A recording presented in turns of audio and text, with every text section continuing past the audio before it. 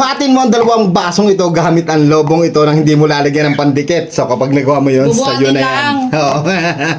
Buhatin lang rin 2 baso.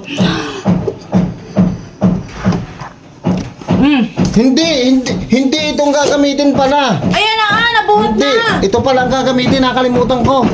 Ito. Walang daya mo naman. Kasi favorite color ko pink, kaya yung palang Eh, paano naman rin mabubuhat? Ay, Aba, lobo na? problema mo na yun. Ay, hindi na mabubuhat yan. Ako lang may alam nun.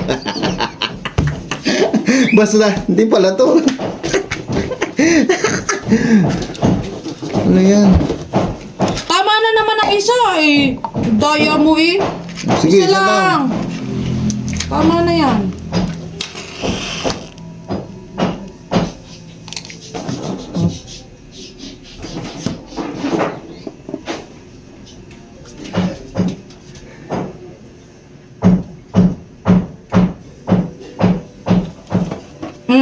Buhat na buhat yan ha.